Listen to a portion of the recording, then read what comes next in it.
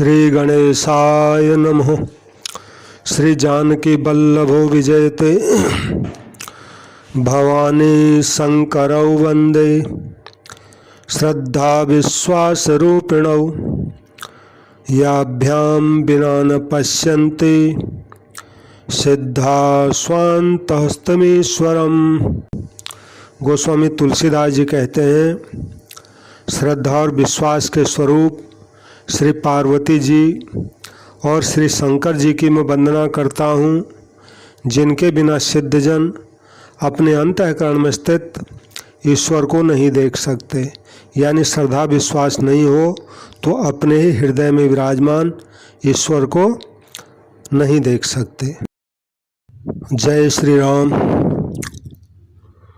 सभी श्रोताओं का मेरे संत कल्याणवाणी चैनल में हार्दिक स्वागत है। आज मैं आपको श्री रामचरितमानस जी के अयोध्या कांड में आए हुए भगवान के परम भक्त केवट जी की कथा सुनाने जा रहा हूँ। तो ये कथा छोटी सी है वैसे, और यह अयोध्या कांड के 99 नंबर का जो दोहा है उसके बाद गोस्वामी तुलसीदास जी ने ये कथा शुरू की है।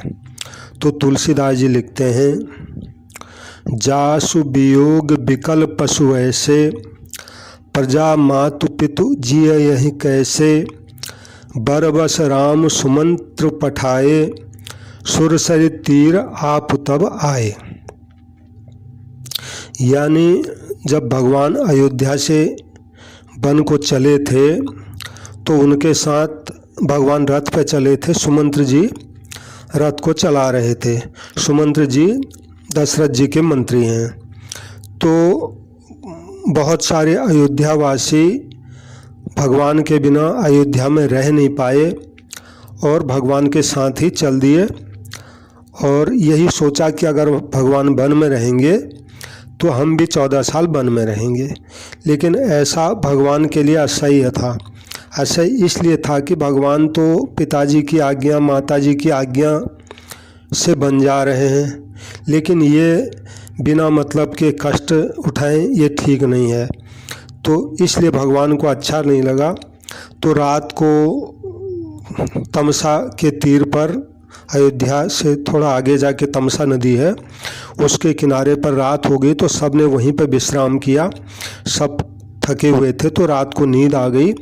तो भगवान ने सुबह होने से पहले ही सुमंत जी को कहा, सुमंत जी रथ को थोड़ा ऐसे चलाइए, थोड़ा घुमा फिरा करके, ताकि ये अभी सोए हुए हैं, ये जागें तो इनको पता न पड़े कि राम जी किधर को गए हैं करके।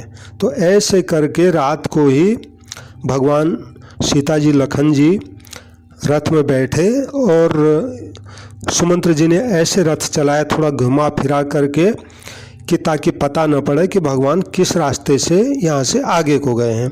तो आगे निकल गए वो। तो सुबह जब वो उठे तो भगवान को नहीं देखकर सब रोने पीटने लग गए, लेकिन भगवान किधर को गए ये उनको पता नहीं पड़ा, क्योंकि वहाँ से बहुत से रास्ते इधर उधर को जाते हैं।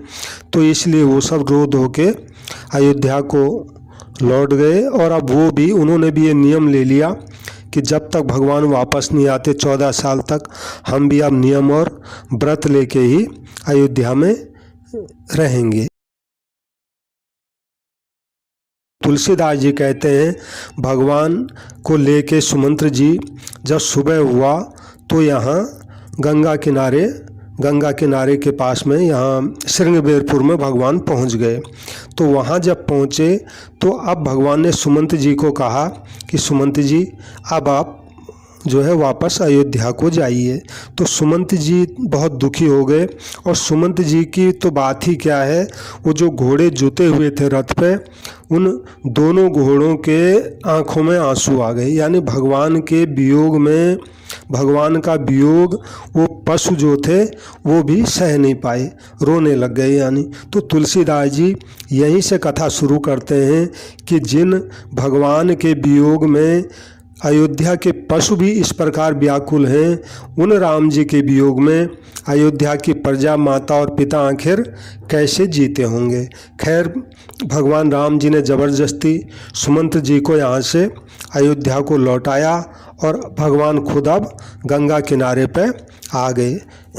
भगवान है, लखन जी है, सीता जी और साथ में गुह भी है। गुह ये भगवान का जो है मित्र। यहाँ से गोस्वामी तुलसीदास जी केवट की कथा शुरू करते हैं। तो अब भगवान जब गंगा किनारे आए तो भगवान को यहाँ से गंगा पार जाना था। अब गंगा पार जाना था तो नाव चाहिए, तो नाव वाला वहाँ कोई दिख नहीं रहा था।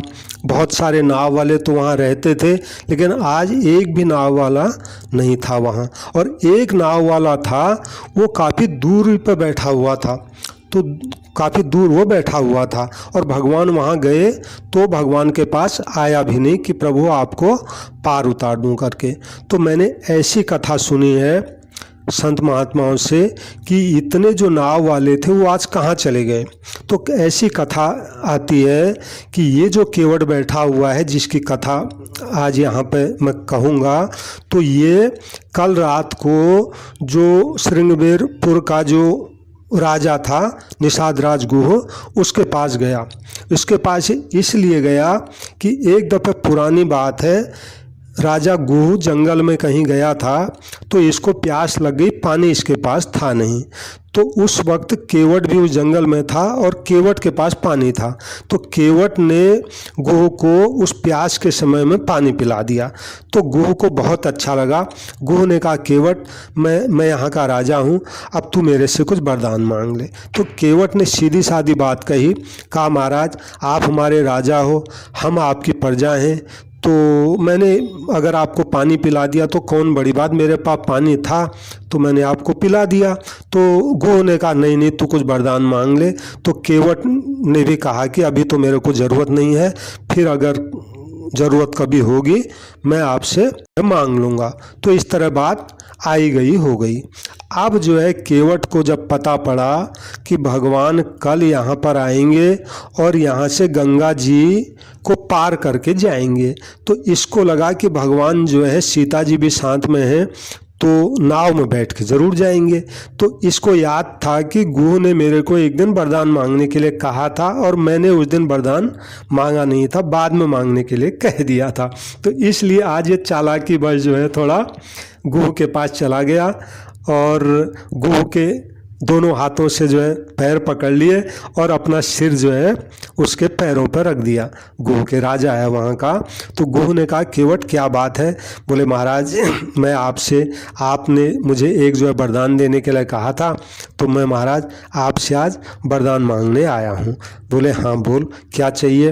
बोले महाराज ऐसा है, कल यहाँ से भगवान जो है गंगा जी को पार करेंगे नाव के द्वारा, तो मैं चाहता हूँ कि भगवान की सेवा का जो है मौका मुझे मिले। तो आपसे मेरी विनती ये है महाराज, यही मांगता हूँ कि वहाँ पे जो और नाव वाले हैं उनको आप कल तब तक के लिए वहाँ से इधर उधर कर दीजिए जब तक कि मैं भगवान को नाव से पार नहीं उतार दूँ। तो गुह ने कह दिया ठीक है केवट, मैं उनको अलग कर दूँगा जब तक वो पार नहीं हो जाते। तो इस तरह उसने अपना काम जो है बना लिया। यद्यपि ये चालाकी थी, पर चूंकि फिर भी ये है भगवान का भक्त, तो ये भक्ति बस ही उसने ये चालाकी की ताकि भगवान का मुझे संग मिले, बातचीत करने को मिले, चरण धोने को मिले। अभी क्या क्या कराएगा वो सब लिखा हुआ है इसमें।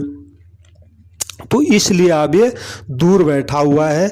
भगवान ने इधर उधर देखा तो दूर एक बैठा हुआ है। भगवान ने केवट को बुलाया, बोले केवट इधर आओ, हमको पार लगा दो। वैसे ये जो प्रकरण है ये थोड़ा अटपटा है। तुलसीदास जी ने जो ये प्रकरण शुरू किया है, इसी से ही इसका पता पड़ता है कि यहाँ पर कुछ अटपटी बात होने वाली है। क्योंकि तुलसीदास जी लिखते हैं, चौपाई है ये, मागी नाव न केवट आना, कहे तुम्हार मरम में जाना। तो आया नहीं भगवान के पास, भगवान इसके पास खुद गए। भगवान ने कहा केवट हमको गंगा जी के पार जाना है, तू हमको अपनी नाव में बिठा करके पार कर दीजिए। तो यहाँ पर एक जो प्रकरण है ये थोड़ा ध्यान देने योग्य है। मांगी नाव न केवट आना, यानी भगवान ने केवट से नाव मांगी और लेकिन केवट नाव लेके नहीं आता। तो ये अटपटा सा जो है सुनने में लग रहा है, क्योंकि नाव पानी में रहती है। अब केवट नाव को लेके कहाँ जाएगा, यानी केवट नाव को लेके भगवान के पास तो नहीं आ सकता वो, क्योंकि नाव जो है पानी में रहती है और अकेला उसको उठा के वो कैसे लाएगा।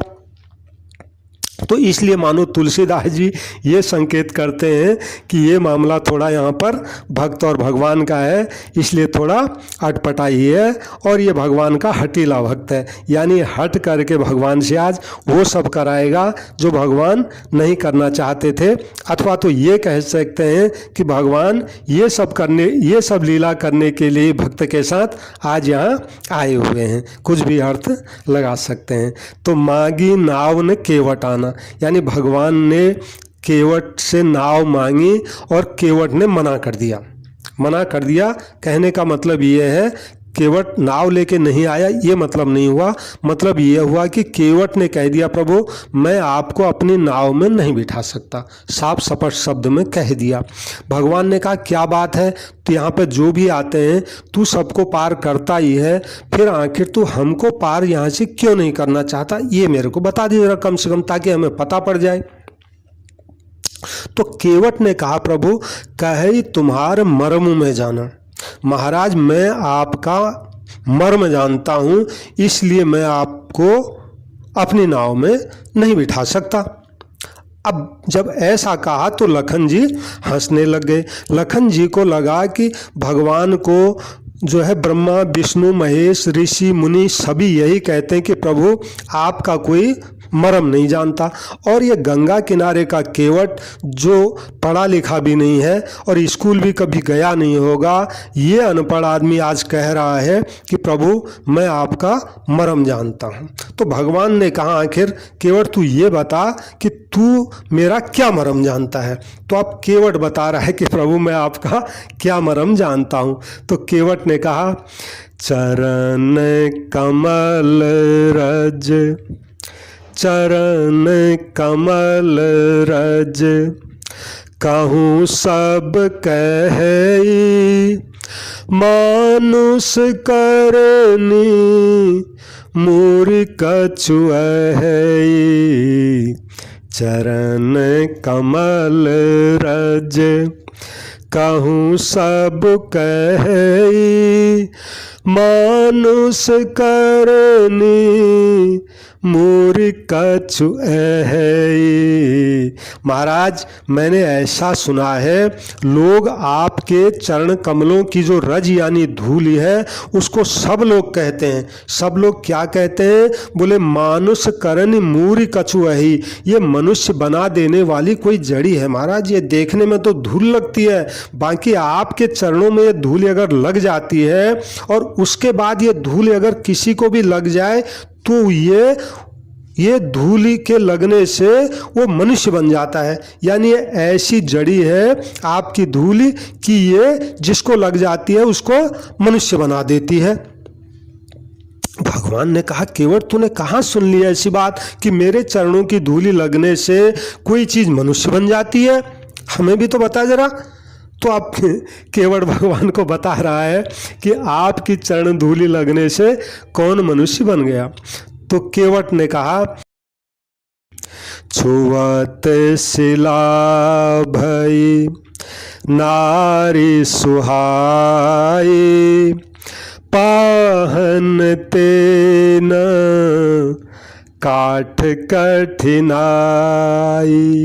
महाराज मैंने ऐसा सुना है आपकी चरणों की धूली छू जाने से पत्थर स्त्री बन गया था। महाराज अब बताइए ये बात सही है कि नहीं है, आप बताइए महाराज। आपके चरणों की धूल छू जाने से जो रास्ते में पत्थर पड़ा हुआ था वो सुंदर स्त्री बन गई। और जब जो है इतना कठोर पत्थर, कठोर करड़ा जो पत्थर होता है, वो जब आपकी चरण धूलि छूने से स्त्री बन गई तो पाहन तेन काठ अधिकाई। महाराज पत्थर से लकड़ी तो अधिक कठोर होती नहीं, यानी जो लकड़ी होती है वो तो पत्थर जितनी कठोर होती नहीं है। इसलिए महाराज जब कठोर पत्थर से भी आपकी चरण धूलि से स्त्री बन सकती है तो कहने का मतलब यह है कि मेरी नाव तो लकड़ी की है और लकड़ी पत्थर की तरह कठोर होती नहीं, इसलिए इसको स्त्री बनने में कोई कठिनाई है नहीं।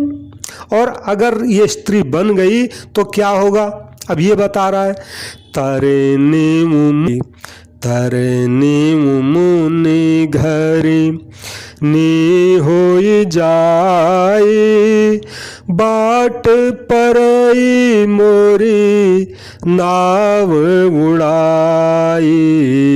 तो कहने लग गया महाराज, इस तरह अगर मेरी नाव पर आपकी चरणों की धूलि लगने से मेरी नाव भी अगर मुनि की स्त्री बन गई, मुनि की स्त्री बन गई, यानी जब वो रास्ते में जब आप जा रहे थे जनकपुर को, तो रास्ते में जो पत्थर पड़ा था वो पत्थर जो है मुनि की स्त्री बन गया था। तो उसी तरह महाराज अगर मेरी नाव भी आपके चरणों की धूलि लगने से मुनि की स्त्री बन गई तो मेरे तो महाराज बाट परे मेरी नाय उड़ाई, मेरी तो महाराज मेरे तो बड़ा नुकसान हो जाएगा। और फिर उसके बाद वो स्त्री जो बनी थी वो फिर भगवान के पास रही नहीं थी। पत्थर से स्त्री तो बन गई लेकिन वो भगवान के पास नहीं थी और उड़ के आकाश में चली गई। तो इसी तरह महाराज मेरी नाव भी आपकी चरण धूलि के लगने से अगर मुनि की स्त्री बन गई और स्त्री बन के फिर ये अगर आकाश में उड़ गई तो महाराज फिर तो मेरे को बहुत परेशानी हो जाएगी। दूसरी बात यहाँ पर यह है कि अगर मेरी नाव स्त्री बन के आकाश में उड़ जाएगी तो फिर आप यहाँ से गंगा जी को पार कैसे करोगे, आपका भी रास्ता रुक जाएगा क्योंकि उसके बाद मेरे पास नाव रहेगी नहीं। और दूसरी बात यह है महाराज अगर मेरी नाव चली जाएगी तो मेरी रोजी रोटी मारी जाएगी क्योंकि मेरा खाने कमाने का जरिया यही है और कोई मैं काम जानता नहीं हूँ। केवट कहता है यही प्रतिपालूं सब परिवार, नहीं जानूं कछु और कबारू, यही प्रतिपालूं। महाराज मैं तो इसी नाव से अपने सारे परिवार का पालन पोषण करता हूँ, दूसरा कोई भी धंधा पानी जानता नहीं हूँ। भगवान के आगे इसने फिर एक शर्त रख दी बाद में। तो इसने भगवान के आगे शर्त ये रख दी, केवट भगवान को कहता है जो प्रभु पार अवश्य गाचहु, मोहि पद पदम पखारन कहूँ। जो प्रभु पार अवश्य गाचहु, मोहि पद पदम पखारन कहूँ। तो इसने कहा प्रभु यदि आपको गंगा नदी से पार जाना है और अवश्य ही मेरी ही नाव से अगर आपको पार जाना है तो मैं आपको बिना आपके चरणों को धोए पार किसी भी हालत में नहीं करूँगा क्योंकि इतना बड़ा खतरा मैं मोल नहीं ले सकता। अगर ये स्त्री बन गई और आकाश से मैं अगर नहीं भी उड़ी तो अगर घर में एक स्त्री और हो जाएगी तो मेरे तो आफत हो जाएगी क्योंकि एक तो पहले से ही घर में स्त्री बच्चे हैं और एक स्त्री और हो जाएगी तो मेरे घर में कलह हो जाएगा और मेरी रोजी रोटी भी चली जाएगी। जाएगी तो खाने वाला घर में एक और बढ़ जाएगा और रोजी रोटी मेरी चली जाएगी। तो महाराज इतना बड़ा खतरा में मोल किसी भी हालत में नहीं ले सकता। तो प्रभु यदि आप अवश्य ही पार जाना चाहते हैं और मेरी ही नाव से पार जाना चाहते हैं तो मुझे पहले मुझसे आप अपने चरण कमलों को पखारने के लिए कह दो। यानी आप कहो कि केवट तू मेरे चरण धो ले, तो आप जब कहोगे कि केवट मेरे चरण धो ले तो मैं आपके चरणों को धो दूंगा, और चरणों को धो के फिर आपके चरणों में धूली रहेगी नहीं तो खतरा रहेगी नहीं, तो फिर मैं आपको नाव में बिठा लूंगा। तुलसीदास जी लिखते हैं,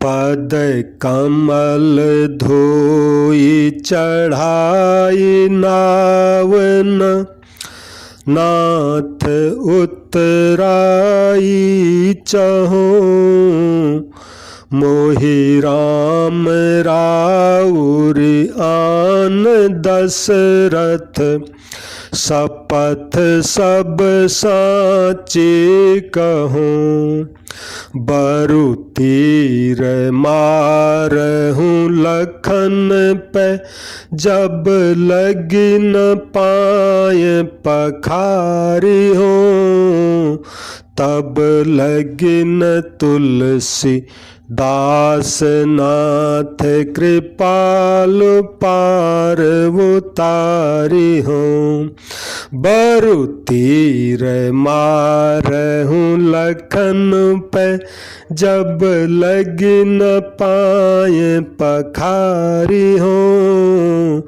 तब लगी न तुलसी दास नाथ, कृपाल पार उतारी हूँ।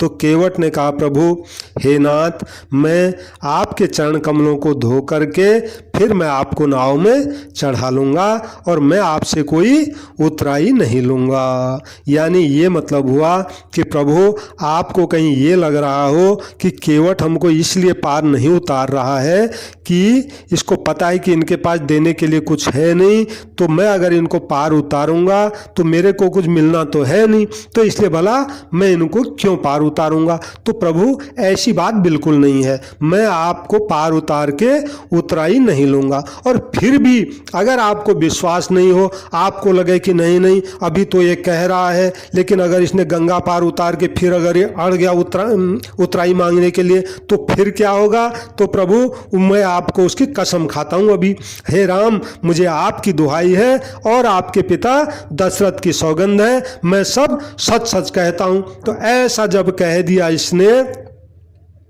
कि जो है मैं आपसे सच सच कहता हूँ, आपकी दुहाई है, आपके पिता दशरथ की सौगंध है, मैं आपसे उतराई नहीं लूँगा, मैं आपसे सच सच कहता हूँ। तो ऐसा जब कहा तो लखन जी को बड़ा गुस्सा आया। गुस्सा इसलिए आया कि एक तो भगवान आज इसके पास गंगा किनारे आए हैं, यहीं ये रहता है, पहले तो इसको खुशी खुशी भगवान को यहाँ से पार उतार देना चाहिए। सभी भगवान की सेवा के लिए लालयित रहते हैं और अब ये बातें करते करते हमारे पिताजी तक चला गया है, इसने तो हद कर दी है। तो ऐसा सोच करके लखन जी ने अपने तरकस में से तीर निकाल दिया, बोले अब तो इसको मैं मार ही देता हूँ। भगवान को कोई कुछ कहे लखन जी से बिल्कुल सहन नहीं होता, तो इसने लखन जी ने इसको मारने के लिए केवट भी अकड़ गया। केवट ने अकड़ के कहा, महाराज भले ही लखन जी मुझे मार डालें, लेकिन जब तक मैं आपके पैरों को पखार नहीं लूंगा तब तक हे तुलसीदास जी के नाथ, हे कृपालु, मैं आपको किसी भी हालत में पार नहीं उतारूंगा। यानी साफ स्पष्ट शब्दों में कह दिया। और दूसरा उसका कहने का तात्पर्य ये था, महाराज ये तो बिल्कुल उल्टा हो रहा है, एक तरफ से आप मांग रहे हो, मुझे मारने की धमकी दे रहे, विपरीत बातें हो रही हैं। लेकिन क्या हुआ, इसने भगवान को ऐसा जवाब दे दिया कि मैं आपको बिना चरण धोए पार नहीं उतारूंगा, चाहे लखन जी मेरे को। दूसरी बात मैंने ऐसी भी कथा सुनी है, इसने भगवान से ये तक कह दिया, प्रभु आज अगर लखन जी मेरे को मार डालें यहाँ पे तो मेरे तो मौज ही मौज है, क्योंकि वास्तव में तो लखन जी ने इसको जो तीर निकाला था तरकस में से डराने के लिए निकाला था कि ये अब जो है भगवान न करे करके। तो तो इसने कहा प्रभु अगर मेरे को लखन जी आज यहाँ मार दे तो मेरी तो मौज हो जाएगी। भगवान ने कहा रे तेरी मौज कैसे हो जाएगी? तो इसने कहा महाराज मौज मेरे इसलिए हो जाएगी, एक तो लखन जी आपके छोटे भाई हैं, इनके हाथों मेरी मृत्यु होगी। दूसरी बात यह है आप भगवान हो, आपके सामने मेरी मृत्यु होगी। तीसरी बात यह है गंगा का किनारा है और गंगा किनारे मेरी मौत होगी। अब ऐसी मृत्यु महाराज अगर मिल जाए तो मौज है कि नहीं है। और फिर चौथी बात, सबसे बढ़िया बात ये होगी महाराज जो है वो ये है कि अगर लखन जी मेरे को मार दे और फिर ये खबर मेरी जो है धर्म पत्नी बच्चों को मिल जाए, सब यहाँ आएंगे, मेरे पत्नी बच्चे पछाड़ खा के यहाँ रोएंगे, छाती पीटेंगे, सिर पीटेंगे अपनी मेरे को मरा हुआ देख करके। तो प्रभु आपका स्वभाव बहुत दयालु है, आपको बहुत दया आ जाएगी। आप महाराज फिर मेरी अंत्येष्टि में जो है जरूर भाग लोगे, मेरी अंत्येष्टि करा के यहाँ से आगे जाओगे, मेरे सब यात्रा में भी आप भाग लोगे। ऐसा जब केवट ने कहा तो लखन जी ने जो तीर निकाला था तरकस में से वो वापस तरकस में डाल दिया। उनको ये बात तो ठीक कह रहा है, भगवान का स्वभाव वास्तव में इतना दयालु है, अगर इसको सचमुच मैंने आज यहाँ मार दिया तो आप तो 2-4 दिन की पीर गई, यहाँ से जा नहीं पाएंगे आगे। इसलिए जो है लखन जी ने तीर वापस तरकस में डाल दिया। ऐसी एक बात कवितावली रामायण में भी आती है। वहाँ केवट कहता है प्रभु मैं आपको अपनी नाव में तो बिठा नहीं सकता, लेकिन एक उपाय मैं आपको बता देता हूँ। तो तुलसीदास जी ने एक पद लिखा है कवितावली में कि केवट भगवान को पार जाने का कौन सा उपाय दूसरा बता रहा है। तो तुलसीदास जी लिखते हैं केवट ने कहा प्रभु यही घाट तथोरिक दूरी है, कटिलों जल थाह दिखाई हो जो, पर से पग धूरी तरे तरनी, घर क्यों समझाई हो जो, तुलसी अवलंबन और कछु, लरिका के ही भांति जियाई हो जो, बरु मारिये मोहि बिना पग धोए, हो नाथ नाव चढ़ाई हो जो, बरु मारिये मोहि बिना पग धोए, हो नाथ नाव चढ़ाए हो जो।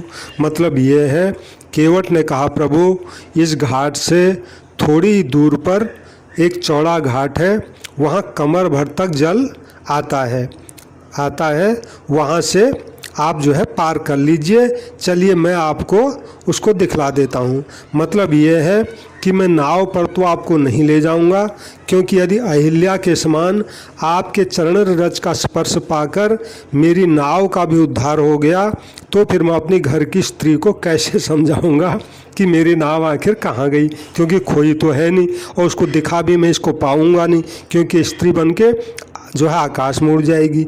और फिर दूसरा, मुझको जीविका चलाने के लिए और कोई अवलंबन यानी साधन है नहीं, अतः फिर मेरी नाव जब नहीं रहेगी मैं अपने बाल बच्चों का पालन पोषण आखिर किस प्रकार करूँगा। इसलिए हे नाथ, बिना आपके चरण धोए मैं आपको नाव पर किसी भी प्रकार नहीं चढ़ाऊँगा, चाहे आप मुझे मार दीजिए। यानी स्पष्ट कर दिया कि चाहे आप मार दीजिए तब भी मैं आपको अपनी नाव पर नहीं बिठाऊंगा। अब क्या हुआ, यहाँ पर तुलसीदास जी कहते हैं यद्यपि लखन जी को बड़ा गुस्सा आ रहा है, सीता जी और भगवान मुस्कुरा रहे हैं, क्योंकि भगवान तो जानते हैं ये मेरा भक्त है करके। भले ही इसकी बातें कितनी भी अटपटी हों, लेकिन ये सारी बातें मीठी मीठी हैं और इसके जो मुंह से बोल रहा है वचन सुनने में अटपटे लगते हैं, लेकिन इसका एक एक शब्द प्रेम में डुबाया हुआ है। ऐसा मेरे प्रेम में डूबा हुआ है ये। तो तुलसीदास जी लिखते हैं केवट की ऐसी बातें सुन करके, सुन के वट के बैन प्रेम लपेटे अटपटे, बेहसे करुणा ऐन चितय जानकी लखन तनु। तो केवट के प्रेम में लपेटे हुए अटपटे वचन सुन करके करुणा धाम श्री राम जी, जानकी जी और लक्ष्मण जी की ओर देख करके हंसने लग गए, यानी भगवान इसकी बातें सुन के हंसने लग गए। लेकिन तुलसीदास जी कहते हैं कि जानकी जी और लखन जी की ओर देख के हंसे। तो अब ये लखन जी और जानकी जी की ओर देख के क्यों हंसे, इसके पीछे ऐसी कथा मैंने सुनी है कि ये जो केवट था ये पहले पूर्व जन्म में क्षीर सागर का कछुआ था। तो क्षीर सागर में भगवान विष्णु रूप में विराजमान रहते हैं और लखन जी वहाँ पे उनकी सैया होते हैं। लखन जी शेष जी के अवतार हैं। तो शेषनाग के रूप में क्षीर सागर में लखन जी शेषनाग के रूप में विराजते हैं और माता लक्ष्मी जी उनकी चरण सेवा करती हैं वहाँ पे। वही लक्ष्मी जी अब सीता जी बनी हुई हैं। तो ये जो कछुआ था क्षीर सागर का, इसको लगा कि मेरे को भगवान के चरण स्पर्श करने चाहिए। तो भगवान के चरण स्पर्श करने की इच्छा से भगवान की तरफ बढ़ा और भगवान विश्राम कर रहे थे। तो लखन जी ने देखा कि ये कछुआ भगवान की तरफ बढ़ रहा है, ये भगवान को विक्षेप करेगा। तो इसलिए लखन जी ने यानी शेषनाग जी ने एक फुफकार मारी और वो कछुआ थोड़ा दूर जाके गिरा और बेहोश हो गया। वो जाके ऐसे फुफकार मारी जोर से। तो थोड़ी देर बाद फिर इसको होश आया तो फिर ये भगवान की चरणों की तरफ फिर बढ़ने लग गया ये। तो जैसे ही चरणों के पास में पहुंचने वाला था फिर शेषनाग जी की इस पर नज़र पड़ गई। शेषनाग जी ने सोचा कि अभी इसको मैंने यहाँ से दूर किया था, ये फिर आ गया है, ये आज भगवान के विश्राम में जो विक्षेप करेगा। तो आपके जोर से थोड़ा फुफकार मार दी इसको। तो जोर से फुफकार मारी, ये दूर जाके पानी में गिरा और इसने प्राण छोड़ दिए और उल्टा हो गया वहाँ पे जाके। तो इस तरह ये इसका प्राणांत हो गया वहाँ पे। तो वही क्षीर सागर का कछुआ आज यहाँ पर केवट बना हुआ है और भगवान ये बात जानते हैं अच्छी तरह और केवट भी जानता है इस बात को। तो भगवान यही सोच के लखन की तरफ हंस रहे हैं कि लखन देख, उस समय तो क्षीर सागर में तूने इसको मेरे चरणों को स्पर्श नहीं करने दिया था, लेकिन आज ये मेरे चरण स्पर्श करके ही छोड़ेगा और तू इसको रोक नहीं पाएगा।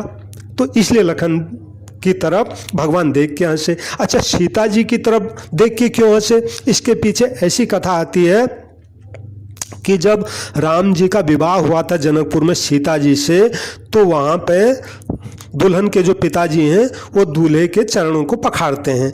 तो राम जी ने अपने बाएं पैर का अंगूठा ही सीता जी के पिताजी को पखाड़ने के लिए दिया था। तो यहाँ पर अब मानो राम जी सीता जी से ये कहना चाहते हैं कि सीता देख, तेरे पिताजी को भी मैंने अपने बाएं पैर का अंगूठा ही पखारने के लिए दिया था और यहाँ ये गंगा किनारे का केवट आज दोनों चरण धोने के लिए यानी पखारने के लिए अड़ा हुआ है, ये मतलब है। तो इसलिए सीता जी की तरफ देख के भगवान हंसे। किसी ने कहा नहीं नहीं, सीता जी की तरफ लखन जी की तरफ अलग अलग नहीं, ये तो सीता और लखन जी की तरफ दोनों को देख के हंसे। बोले इसके पीछे क्या? बोले इसके पीछे ऐसी कथा है कि भगवान लखन जी हमेशा राम जी के साथ ही रहते थे बचपन से ही।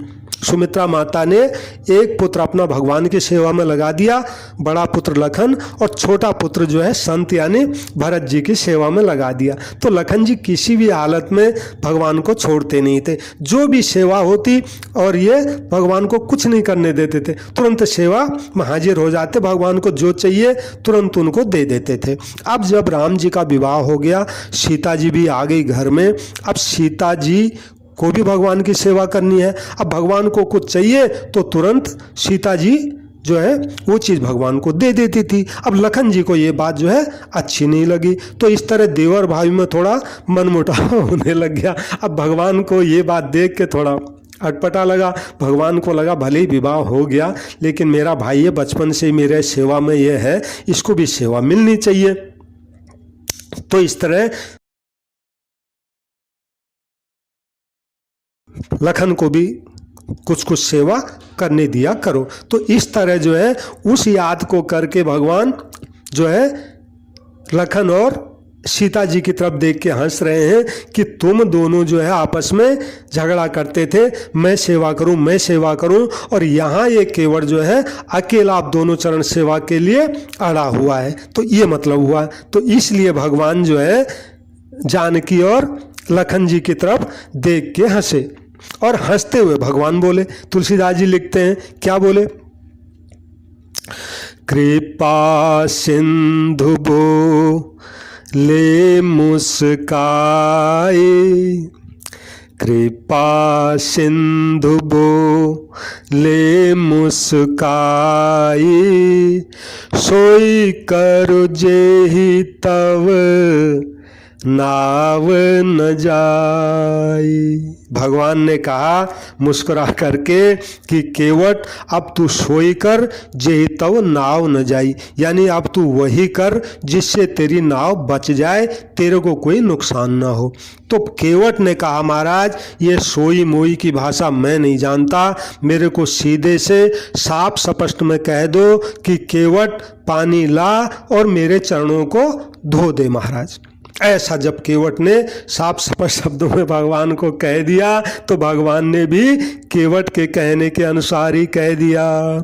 बेगी आन जल पाए पखारो, होत विलंब उतारहि पारो, बेगी आन जल पाए पखारो, होत विलंब उतारहि पारो।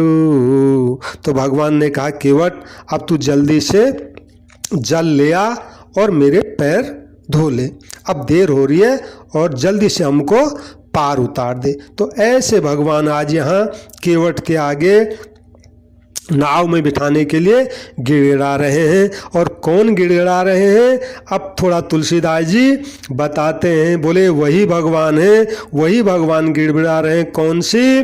बोले जासु नाम सुमि रत एक बारा, उतरहि नर भव सिंधु अपारा, जासु नाम सुमि रत एक बारा, उतरहि नर भव सिंधु अपारा, सोई कृपाल के वटहीन होरा, जेहि जग कियति हूँ पग हूँ ते थोरा, जेहि जग कियति हूँ पग हूँ ते थोरा।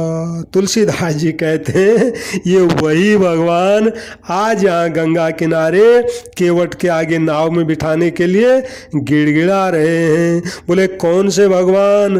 बोले जिनका एक दफे राम नाम का सुमरण करते ही लोग भवसागर से पार उतर जाते हैं, यानी एक दफे मुंह से राम बोला और भवसागर पार गया, पूरी 84 की चक्कर कटी, यानी 84 के चक्कर में नहीं जाके वो भवसागर पार उतर जाता है, यानी भगवान के धाम चला जाता है, यानी आनंद धाम में पहुंच जाता है। और वही भगवान आज केवट के आगे नाव में बिठाने के लिए गिड़गिड़ा रहे हैं, यानी ये खुद गंगा के पार नहीं उतर पा रहे हैं, यानी इनका नाम लेके लोग भवसागर उतर जाते हैं, लेकिन वही भगवान आज गंगा के पार नहीं जा पा रहे हैं। और दूसरा उदाहरण दिया, जेहि जग कियति हूँ पग होते थोरा। तो यहाँ तुलसीदास जी कहते हैं ये वही भगवान है जिन्होंने पूरी धरती को 2 पग में नाप लिया था, यानी 3 पग भी पूरा नहीं हुआ था। ऐसी कथा आती है भागवत में कि भगवान एक दफे बामन रूप बन के राजा बलि के यज्ञ में गए थे। तो राजा बलि को कहा कि राजा बलि, तुम तो बहुत दानी हो, तुम तो दान देते हो, मुझे भी थोड़ी आवश्यकता है। राजा बलि ने कहा, महाराज बोलिए ब्राह्मण देव, क्या चाहिए? बोले, मेरे को महाराज, मैं संध्या करने अगर कहीं बैठता हूँ तो लोग मेरे को उठा देते हैं, तंग कर देते हैं, उठो उठो यहाँ से, हमारी जगह मत बैठो। तो आप ऐसा करो राजा बलि, मेरे को 3 पग जमीन दे दो ताकि मैं वहाँ बैठ के अपनी संध्या बंदन कर सकूँ। तो ऐसा करके 3 पग जमीन मांगी और राजा बलि ने हाथ में जल और कुशा लेकर के 3 पग देने का संकल्प कर लिया। यद्यपि उनके गुरु शुक्राचार्य जी ने मना भी किया था कि ये भगवान ही तेरे को ठगने आए हैं, तू जो है मत दे, लेकिन केवट वो बलि तो दानी था, उसने कहा अगर भगवान मेरे द्वार पर आज मांगने आए हैं तो परिणाम जो भी हो मैं जरूर दूंगा, चाहे कुछ भी परिणाम हो जाए। तो इस तरह जो है राजा बलि ने संकल्प कर दिया कि मैं आज जो है बामन यानी ब्राह्मण देव को 3 पग जमीन दूंगा। अब ऐसा जब संकल्प पूरा हो गया, अब भगवान से कहा कि आप जो है 3 पग से नाप लो। भगवान ने कहा था मैं अपने ही पैरों से जमीन नाप के 3 पग लूंगा, क्योंकि छोटा सा बच्चा रूप बन के गए थे वहाँ, तो कितनी होगी? तो कहा महाराज आप नाप लो। अब जैसे ही 3 पग नापने का 3 पग देने का संकल्प पूरा हुआ और भगवान नापने के लिए तैयार हो गए, तुरंत इतना बड़ा रूप भगवान ने बना दिया कि वो कहाँ तक गया कुछ पता नहीं है। ऊपर देखते रहो लेकिन पता नहीं पड़ा कि पैर ही कहाँ तक गया, ऊपर का भाग तो छोड़ो। तो भगवान ने 2 पग में पूरी धरती को नाप लिया। तो ये जो गंगा जी का प्राकट्य हुआ, ये भी भगवान वामन के चरणों के धोए का ही जल है। जब इन्होंने एक पैर उठाया तो वो पैर जो है ब्रह्मलोक में चला गया, और ब्रह्मलोक में चला गया तो ब्रह्मा जी ने सोचा भगवान का चरण तो आज मेरे ब्रह्मलोक में खुद आ गया, तो तुरंत जल लेके चरणों को धो लिया और वो चरण धोए का जल उन्होंने अपने कमंडलों में रख दिया, और वही जल बाद में जो है उन्होंने धरती पर बरसा दिया, जो आज गंगा जी के रूप में विद्यमान है। तो ये भगवान के चरण धोए का ही जल है, और जो ब्रह्मा जी ने ही इसको धरती में उतारा है राजा भगीरथ की प्रार्थना पर। तो ये कथा है। तो भगवान ने 2 पग में पूरी धरती नाप ली, तीसरा पग रखने के लिए अब जगह बची नहीं। तो राजा वामन भगवान ने कहा बलि अब बताओ, 3 पग का तुमने संकल्प लिया है, लेकिन 2 पग में पूरी जमीन धरती मैंने नाप ली है, अब मैं तीसरा पग कहाँ रखूं ताकि तुम्हारा संकल्प पूरा हो जाए? तो राजा बलि ने कहा प्रभु, मैंने आपको दान दिया है, तो दान देने वाली चीज से और दान देने वाला अलग होता है, इसलिए मेरा शरीर प्रभु अभी मेरा है, तो इसलिए तीसरा पग आप मेरे सिर पर रखिए। तो इस तरह भगवान ने तीसरा पग बाली के सिर पर रखा और भगवान ने बाली को पाताल पहुंचा दिया, और पाताल का बाद में राजा बना दिया। भक्त था वो भी भगवान का। तो इस तरह जो है भगवान ने 3 पग नापा। तो तुलसीदास जी कहते हैं ये वही भगवान है जो आज गंगा पार नहीं कर पा रहे हैं, जिन्होंने मात्र 2 पग में पूरी धरती को नाप लिया था। अब तुलसीदास जी आगे लिखते हैं, अब गंगा जी ये सब इनकी बातें सुन रही थी, गंगा जी को भी थोड़ा भ्रम हो गया, ये ऐसी ऐसी बातें कर रहे हैं, लेकिन ये कहीं भगवान है कि नहीं है जो गंगा पार नहीं कर पा रहे हैं। जिन्होंने जो है 2 पग में धरती को नाप लिया था, वही भगवान आज जो है गंगा जी को पार नहीं कर पा रहे हैं, केवट के आगे गिड़गिड़ा रहे हैं। तो तुलसीदास जी कहते हैं, पद नख ने रखी, पद नख ने रखी, देव सरि हरसी, सुन प्रभु बचन, मोह मत करसी, पद नख ने रखी। तो प्रभु के इन वचनों को सुनकर गंगा जी की बुद्धि मोह से खिंच गई, मोह से खिंच गई कि ये साक्षात भगवान होकर भी गंगा पार उतरने के लिए आखिर केवट की इतनी खुशामद क्यों कर रहे हैं। लेकिन जब गंगा जी ने चरणों को ध्यान से देखा तो समझ गई नहीं नहीं नहीं नहीं, ये तो साक्षात भगवान है, इन्हीं के चरणों नखों से तो मेरी उत्पत्ति हुई है, मेरा जन्म स्थान भगवान के चरण ही है। और महाराज जब से भगवान के चरणों से मैं वियुक्त हुई हूँ तब से आज तक भगवान के चरणों का स्पर्श नहीं किया। तो आज उन्हीं श्री चरणों को आज मैं देख रहा हूँ, देख रही हूँ, और अब इन्हीं चरणों को स्पर्श करने का पुनः मुझे आज मौका मिलेगा। तो ऐसा जब वो समझ गई कि ये भगवान है, मनुष्य बन के आए हैं, तो भक्त के साथ मनुष्य लीला कर रहे हैं, तो उनका मोह नष्ट हो गया और आज मैं चरणों का स्पर्श पाकर पुनः धन्य होंगी, ये विचार करके हर्षित हो गई। अब भगवान ने केवट को कहा, भाई अब तू जल्दी से मेरे चरणों को धो दे। तो तुलसीदास जी कहते हैं जब भगवान की आज्ञा मिल गई चरण धोने के लिए, तो केवट राम रजाय सुपावा, पानी कठवता भर ले आवा। केवट राम रजाय सुपावा, पानी कठवता भर ले आवा। तो जब भगवान ने कहा केवट अब तू मेरे चरण धो ले, तेरी सारी बातें मान लिए। अब जब चरण धोने के लिए कह दिया कि तू जल से मेरे चरण धो ले, भगवान ने कहा आन पाए जल पाए पखारूं, यानी गंगा जल से मेरे चरणों को धो दे। तो केवट वहाँ से उधर को जाने लग गया। तो भगवान ने कहा अरे तू अब उधर को कहाँ जा रहा है, गंगा जल ये जल यहाँ पर है, तू उधर कहाँ जा रहा है।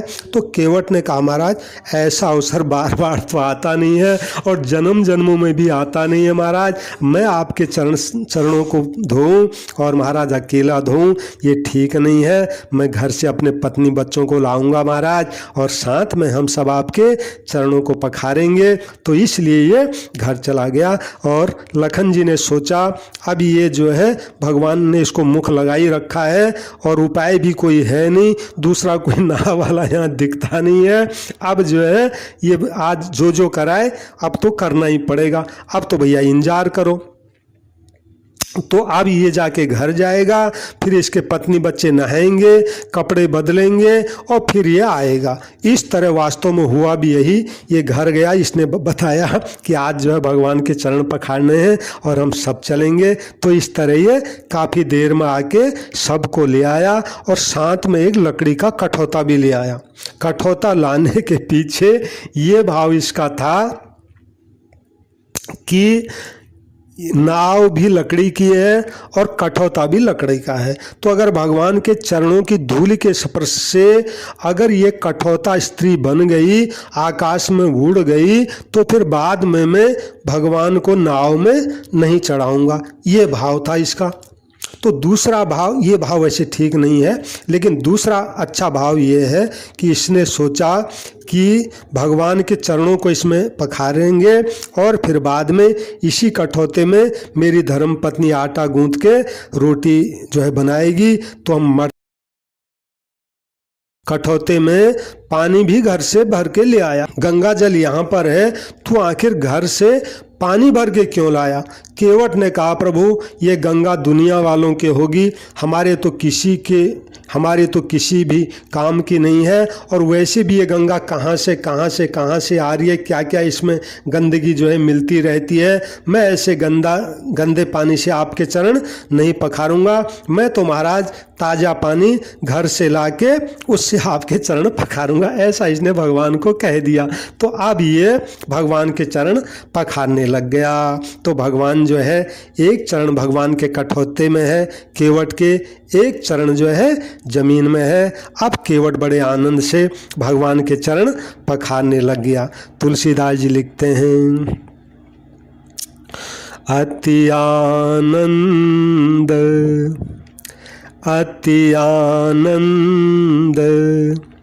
उमगी अनुरागा, चरण सरोज पखारन लागा। अति आनंद उमगी अनुरागा, चरण सरोज पखारन लागा। बरसे सुमन सुर सकल सिहाही, यही सम पुण्य पुंज को नाही। बरसे सुमन सुर सकल सिहाही, यही सम पुण्य पुंज को नाही। अब महाराज बड़े आनंद और प्रेम में उमग करके भगवान के चरण कमलों को ये धोने लग गया। बहुत रगड़ रगड़ के भगवान के चरणों को धोने लग गया और इसने चरण धोने में बहुत देर लगा दी। भगवान ने कहा, केवट तू क्या कर रहा है भैया, इतनी देर तूने मेरे चरणों को धोने में लगा दी। मैं खड़ा खड़ा थक रहा हूँ भैया, एक पैर में खड़ा हूँ, थोड़ा मेरा भी तो ख्याल कर। तो केवट को लगा कि भगवान अगर दोनों अपने हाथ मेरे सिर पर लग दें तो भगवान की छत्र छाया मेरे सिर पे हमेशा बनी रहेगी। तो इसलिए भगवान कोई ने ऐसा तो कहा नहीं कि प्रभु आप दोनों हाथ मेरे सिर पर रख दो तो छत्र, ऐसा इसने कहा नहीं। इसने कहा प्रभु अगर आपको जो है गिरने का डर लग रहा है तो दोनों हाथों से मेरा सिर पकड़ लो।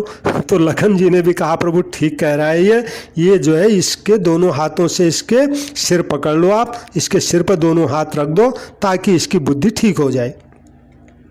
तो ऐसा करके भगवान ने भी दोनों हाथ केवट के सिर पर रख दिए और जैसे केवट के सिर पर भगवान ने दोनों हाथ रख के आकाश से देवता लोग जय हो जय हो जय हो करके फूलों की वर्षा करने लग गए और कहने लग गए आज तो तीनों लोकों में और पूरी धरती में इस केवट के समान पुण्य वाला कोई नहीं है। अरे भगवान इससे अपने चरण धुला रहे हैं और दोनों हाथों को भी इसके सिर में रख दिया है। इसके समान कोई पुण्य की राशि कोई धरती में है ही नहीं आज। तो इस तरह भगवान के इसने चरण पखाड़ लिए। अब चरण पखाड़ने के बाद इसने एक बात भगवान को कहा प्रभु अब मैंने आपके चरण पखाड़ लिए हैं, अब नाव मेरी दूर है, आप यहाँ दूर खड़े हैं और अब अगर जो है आप फिर इस रेती में जाओगे नाव में जाने के लिए तो फिर क्या होगा, आपके चरणों में धूल फिर लग जाएगी और खतरा फिर ज्यों का त्यों बना ही रहेगा। तो क्या करें? कहा प्रभु ऐसा करो अब इतना बड़ा खतरा जो है नहीं जो है मोल लेना है, मैं जो है यहाँ से लेके नाव तक लेट जाता हूँ, आप मेरे ऊपर से होके जाइए ताकि चरणों में धूल फिर लगे नहीं। तो ऐसा इसने भगवान को कहा। बाकी इसके अंदर का भाव ये था, भक्ति भाव में भरा हुआ, कि आज मैंने भगवान के श्री चरण धोए हैं और भगवान की छत्र छाया मेरे सिर के ऊपर है, मुझे कहीं अभिमान ना आ जाए, इसलिए भगवान अगर मेरे ऊपर जाएंगे तो मेरा अभिमान रूपी जो राक्षस है वो कभी सिर नहीं उठा पाएगा। इस तरह इसने कहा और भगवान नाव में बैठ गए। अब एक कथा यहाँ पे ऐसी आती है कि अब जब भगवान नाव में बैठ गए तो केवट से कहा भगवान ने अब तो केवट हमें तू पार उतार दे। तो केवट ने कहा प्रभु मेरा एक नियम है।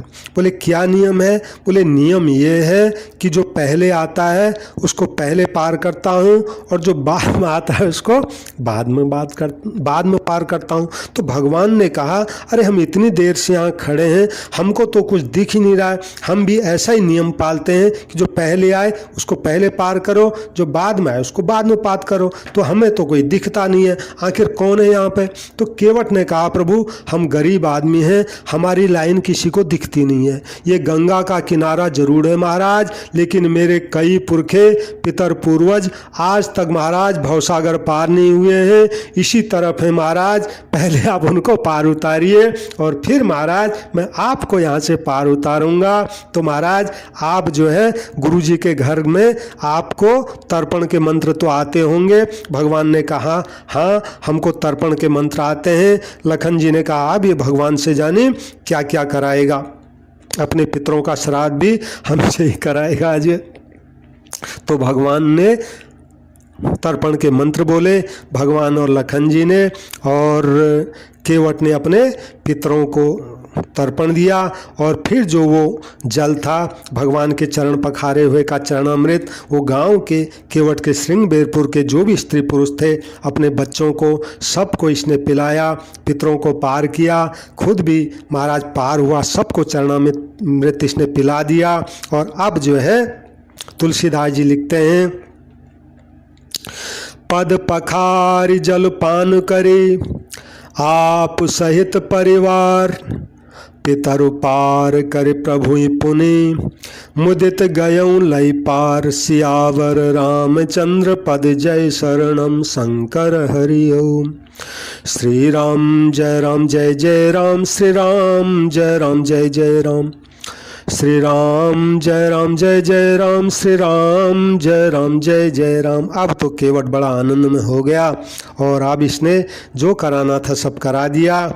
अब इसने क्या किया, नाव की जो रस्सी बंधी हुई थी खूंटी पे किनारे पे, उस रस्सी को जो है इसने खोल दिया और जैसे खोला अब नाव गंगा नदी की तरफ चली गई और गंगा मैया भी आज उछाले मारने लग गई।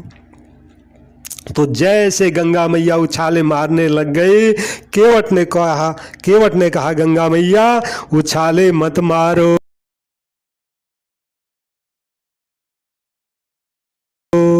मेरी नैया में लक्ष्मण राम, मैया धीरे बहो, मेरी नैया में लक्ष्मण राम, गंगा मैया धीरे बहो, मेरी नैया में लक्ष्मण राम, गंगा मैया धीरे बहो, मैया धीरे बहो। कौन की नैया कौन के गंगा, कौन की नैया कौन की गंगा, कौन के लक्ष्मण राम, गंगा मैया धीरे बहो। कौन की नैया कौन की गंगा, कौन के लक्ष्मण राम, गंगा मैया धीरे बहो, मेरी नैया में लक्ष्मण राम, गंगा मैया धीरे बहो।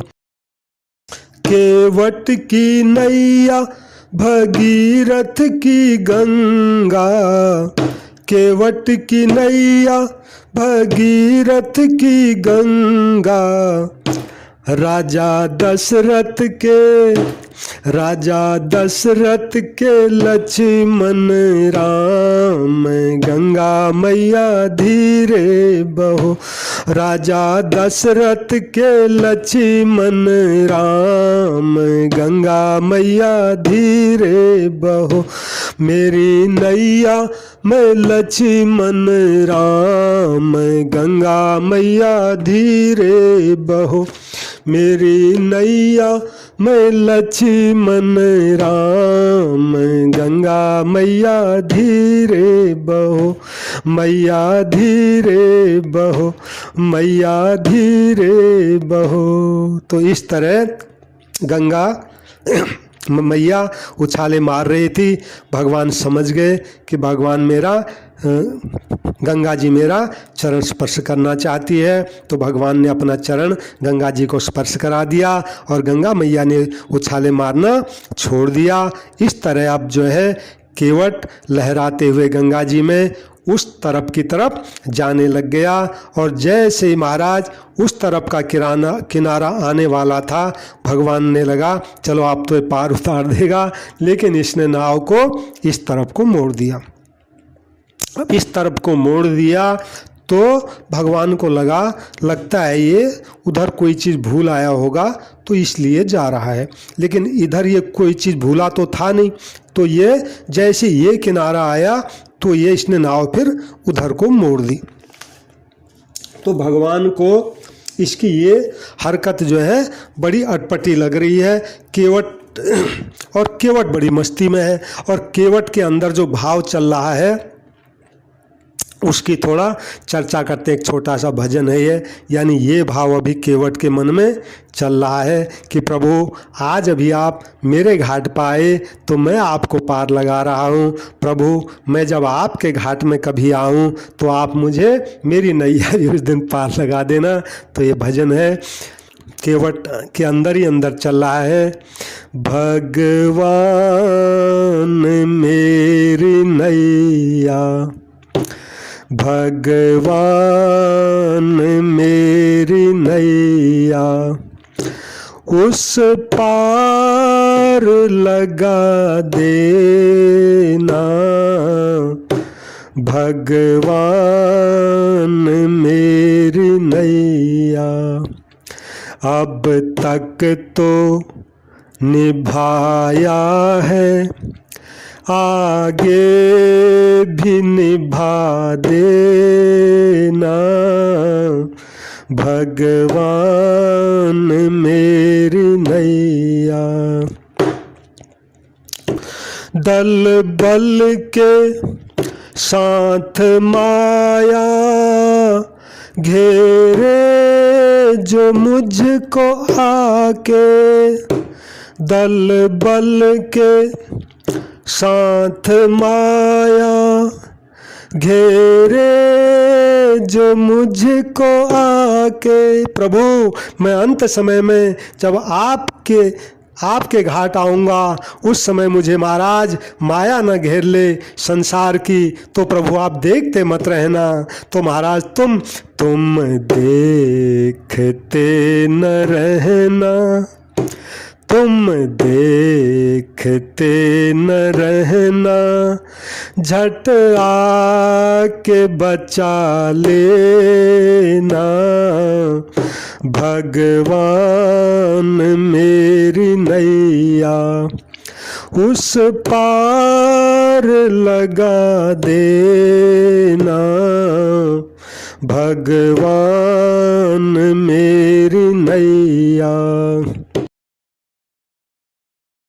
प्रभु मैं संसारी आदमी हूँ, मृत्यु के समय में प्रभु कहीं मैं इसी संसार के झंझटों में आप संभव है झंझटों में मैं तुमको भूल जाऊं। संभव है झंझटों में मैं तुमको भूल जाऊं, पर नाथ दया करके, पर नाथ दया करके मुझको न भुला देना। भगवान मेरी नैया, भगवान मेरी नैया, भगवान मेरी नैया। तुम देव मैं पुजारी, तुम इष्ट में उपासक। तुम देव मैं पुजारी, तुम इष्ट में उपासक। ये बात अगर सच है, ये बात अगर सच है, यानी भगवान को अभी कहना चाहता है प्रभु आप जो उपासक हो, मेरे इष्ट हो, मैं आपका पुजारी हूँ। और प्रभु ये बात अगर सच है तो प्रभु ये बात अगर सच है, ये बात अगर सच है सच करके दिखा देना, भगवान मेरी नैया, भगवान मेरी नैया उस पार लगा देना, भगवान मेरी नैया। नाव चलाता जा रहा है और मस्ती में गीत गाता जा रहा है। भगवान मेरी नैया, भगवान मेरी नैया, भगवान मेरी नैया। तो इस तरह ये भगवान को लेके उस किनारे जा रहा है और वो किनारा आते ही फिर इस तरफ आ जा रहा है।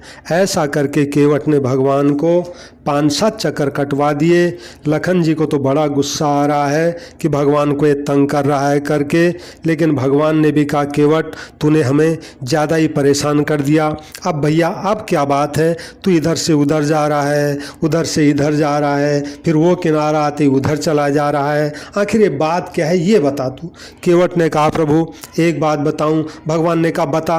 क्या क्या बताएगा, तूने क्या नहीं बताया आज। कहा प्रभु एक बात बताऊं, बात ये है कि जब आपको माता जी ने 14 साल का वनवास दिया था, कैकेयी माता ने, तो वनवास देते समय ये भी कहा था कि इतने दिन यहाँ रहना है, फिर इतने दिन वहाँ रहना है, फिर इतने दिन बाद वहाँ रह के फिर आगे जाना है, ऐसा कुछ कहा है। भगवान ने कहा नहीं, माता जी ने हमें ऐसा कुछ नहीं कहा, हमें तो 14 साल का वनवास दिया है और इस 14 साल की अवधि में हमें शहर में, गांव में, बस्ती में कहीं नहीं जाना है, तपस्वी के वेश में रहना है और कंद मूल फल खा के और अपना ज़मीन में शयन करके इस तरह तपस्वी के वेश में हमें रहना है, ऐसा कुछ नहीं कहा है। इतना दिन यहाँ रहना है, इतना दिन वहाँ रहना है। तो केवट ने कहा प्रभु जब ऐसी कोई शर्त आपके वनवास काल में नहीं है तो फिर महाराज 2-4 दिन में नाव चलाऊं, आपको सैर कराऊं, आप सैर करो, आपको क्या दिक्कत हो रही है, आपकी व्यवस्था महाराज मैं जैसे तैसे करा ही दूंगा। तो भगवान ने कहा केवट बात यह है कि अभी मैं अयोध्या से आया हूँ, मेरे वियोग में सब वहाँ दुखी हैं, पशु पक्षी तक दुखी हैं, ऐसे दुख की घड़ी में मेरे पिताजी मेरे वियोग में तड़प रहे हैं और मैं यहाँ जो है यहाँ सैर करूँ ये किसी भी हालत में ठीक नहीं है। केवट ने कहा प्रभु एक बात कहूँ तो आपको बुरा तो नहीं लगेगा। भगवान ने कहा बोल। केवट ने कहा प्रभु मैंने आपको आज यहाँ पे 5-7 चक्कर लगाए, इतने में ही आप बहुत परेशान हो गए, लेकिन महाराज हम आपसे कितने ज़्यादा शूरवीर हैं कि महाराज कई 84 के चक्कर हमने काट दिए। पुनरपि जननम पुनरपि मरणम पुनरपि जननी जठरे शयनम, यानी बार बार मरना, बार बार जीना, चक्कर पे चक्कर, चक्कर पर चक्कर, कई 84 लाख के हमने चक्कर काट दिए, फिर भी हम आज तक थके नहीं हैं। तो इस तरह केवट भगवान को सुनाता ही जा रहा है।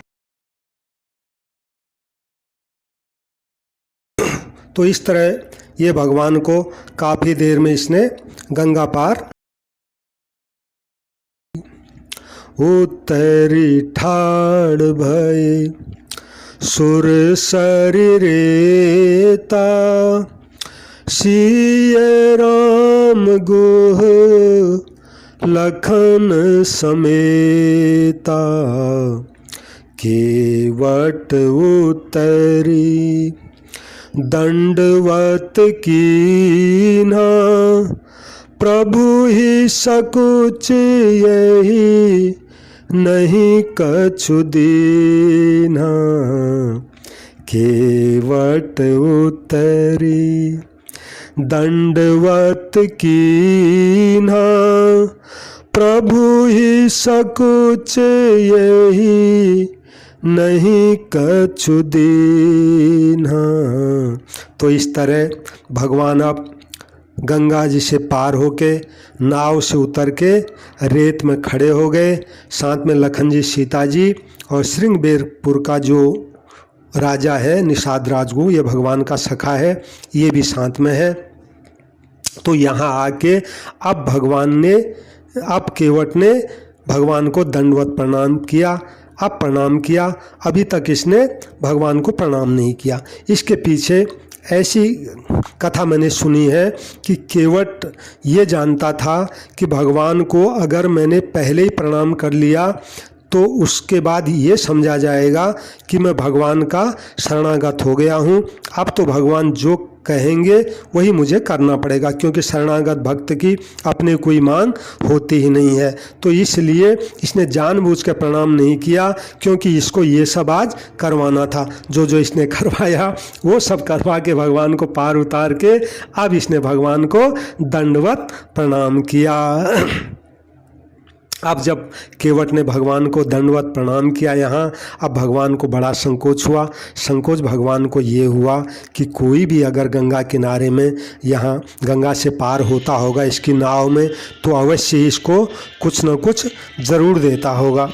तो आज जो है मेरे पास अब कुछ है नहीं, अब इसको देना तो ज़रूर कुछ था उतराई, यद्यपि ये नहीं लेना चाह रहा है, फिर भी इसके भी बाल बच्चे हैं, ये इसकी रोजी रोटी है, मुझे इसको कुछ देना चाहिए, लेकिन दूँ क्या, मेरे पास तो कुछ है नहीं। तो भगवान के मन में ये बात चल रही थी। तो भगवान के मन में जब ये बात चल रही थी तो भगवान के मन की जो बात है वो सीता जी समझ गई। सीता जी समझ गई कि ये भगवान इसको कुछ देना चाहते हैं, लेकिन भगवान के पास कुछ है नहीं इसको देने के लिए। तो तुलसीदास जी लिखते हैं सीता जी ने क्या किया।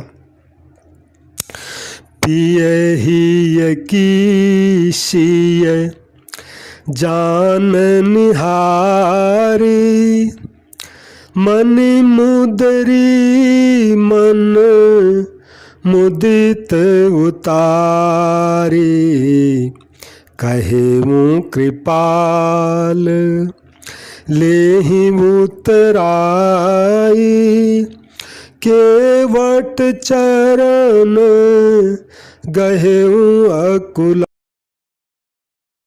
केवट चरण गहे अकुलाई।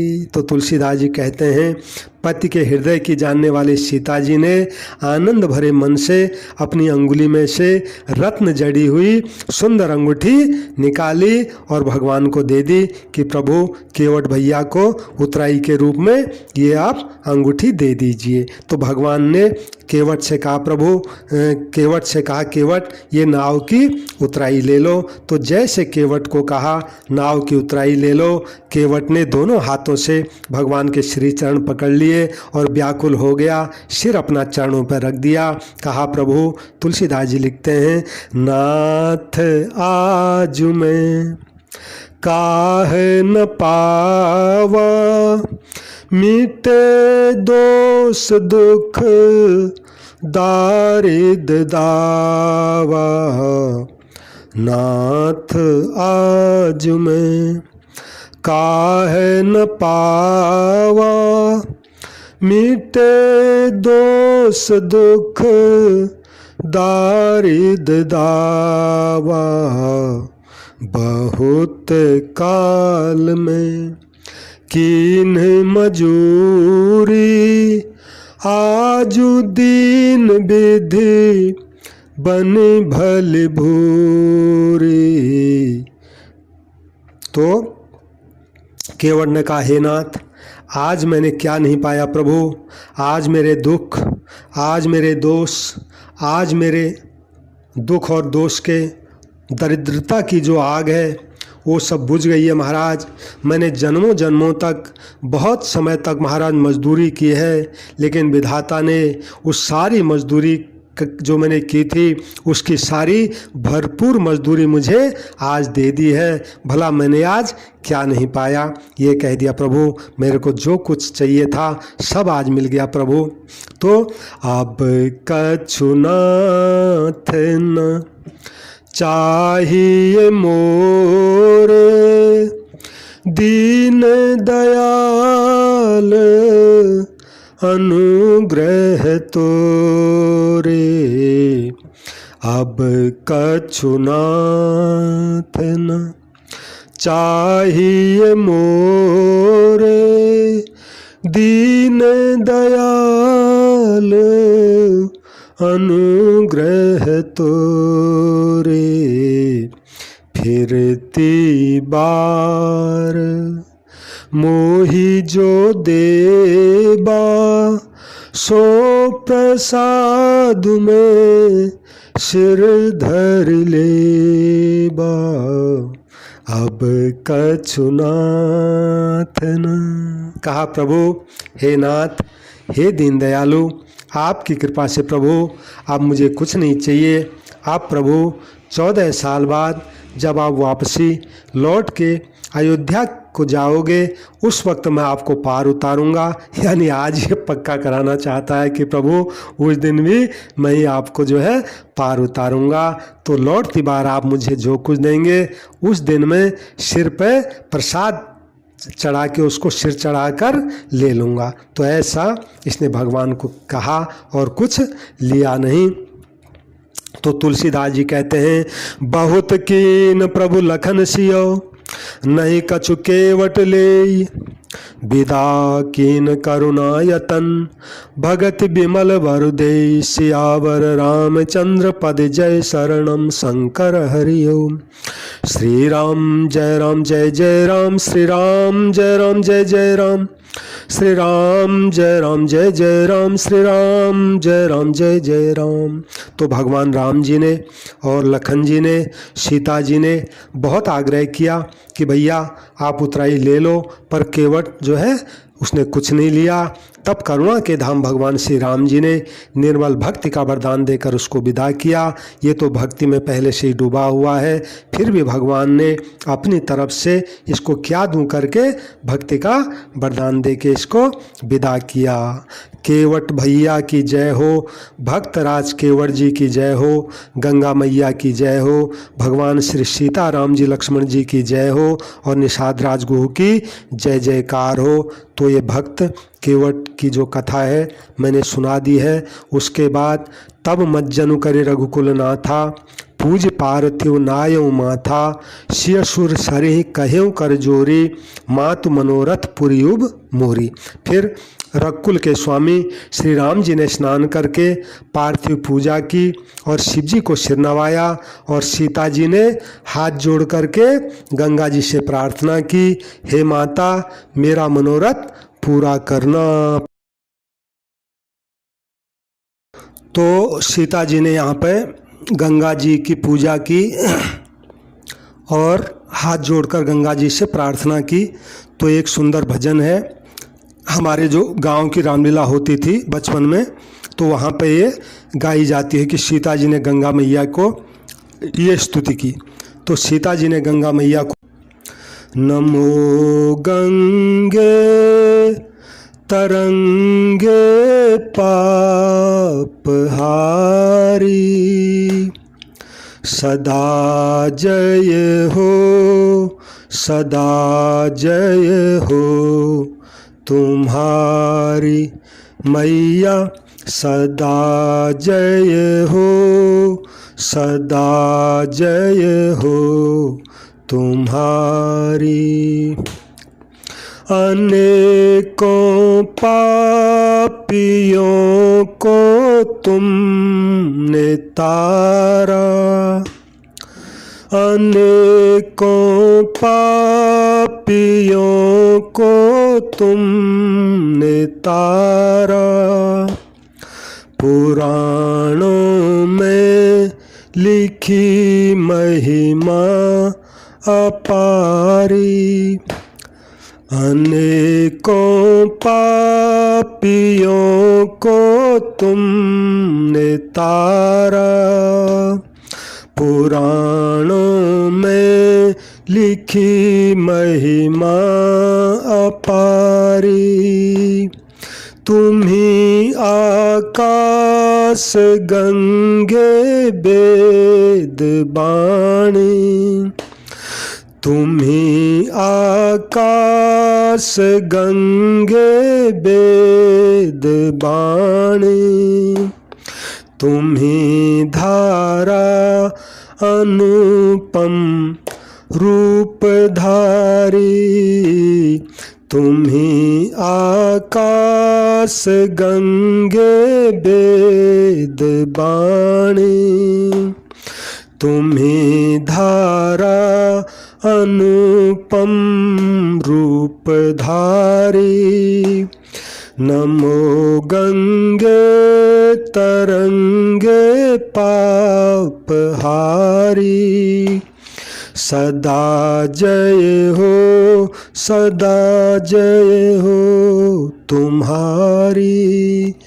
मैया सदा जय हो सदा जय हो तुम्हारी। तो इस तरह सीता जी ने गंगा जी की स्तुति की और स्तुति करने के बाद प्रार्थना की कि मैया अब आप मेरा मनोरथ पूरा कीजिएगा, जिससे मैं पति और देवर के साथ कुशल पूर्वक लौट कर आकर फिर तुम्हारी पूजा करूं। तो सीता जी की प्रेम में सनी हुई विनती सुनकर तब गंगा जी के निर्मल जल में से श्रेष्ठ वाणी आई। यानी सीता जी की विनती सुन कर के गंगा जी बोली। क्या बोली गंगा जी? गंगा जी बोली, सुनो रघुबीर प्रिया वैदेही, तव प्रभाव जग विदित न केही। लोकप होई बिलोकत तोरे, तोहि से वही सब सिद्धि कर जोरे। गंगा मैया ने कहा, हे रघुबीर की प्रियतमा, हे माँ जानकी, सुनो, तुम्हारा प्रभाव जगत में भला किसको पता नहीं है। तुम्हारे कृपा दृष्टि से देखते ही लोग जो है लोकपाल हो जाते हैं और सब सिद्धियां हाथ जोड़े तुम्हारी सेवा में हर समय खड़ी रहती हैं। बाकी माता जी, तुमने जो मुझको बड़ी विनती सुनाई है, ये तो मुझ पर आपने बड़ी कृपा की है और मुझे बढ़ाई दी है। तो भी देवी, अगर आपने मुझसे विनती की है तो मैं भी अपनी वाणी को सफल होने के लिए आपको आशीर्वाद देती हूँ। तो गंगा मैया ने माता जी को क्या आशीर्वाद दिया? बोले, प्राणनाथ देवर सहित कुशल कौशला आय, पूज ही सब मन कामना, सुजस रही जग छाय। श्यावर रामचंद्र पद जय शरणम, शंकर हरिओम। श्री राम जय राम जय जय राम, श्री राम जय राम जय जय राम। तो कहा, माता जी, तुम अपने प्राणनाथ और देवर सहित कुशल पूर्वक अयोध्या लौटोगी। तुम्हारे मन में जो भी कामनाएं हैं सब पूरी होंगी और तुम्हारा सुंदर यश पूरे संसार में छा जाएगा। तो ऐसा जब गंगा जी ने माता जी को आशीर्वाद दिया तो सीता जी को बड़ा आनंद आया। गंग बचन सुनि मंगल मूला, मुदित सी असुर सरि अनुकूला। गंग बचन सुनि मंगल मूला, मुदित सी असुर सरि अनुकूला। तो मंगल के मूल गंगा जी के सुंदर वचन सुन करके और देव नदी गंगा जी को अपने अनुकूल देख करके सीता जी बहुत जो है आनंदित हुई। तो जय श्री राम। यहीं पर गंगा मैया को और सीताराम लक्ष्मण जी गुह को सबको प्रणाम करके और भक्त केवट की कथा यहीं समाप्त करता हूँ। सबसे मेरी प्रार्थना है, कृपया जो भी इस कथा को सुन रहे हैं, मेरा जो चैनल है ये संत कल्याणवाणी चैनल, इसको सब्सक्राइब करें। कथा अगर आपको पसंद आई हो तो इसको लाइक करें और इसको शेयर करें। और जहाँ भी संतों की, भक्तों की अच्छी अच्छी बातें आएंगी मैं आपको जो है ज़रूर सुनाऊंगा इस चैनल के माध्यम से। सबको मेरा प्रणाम, सबको राम राम। जय श्री राम, जय श्री राम।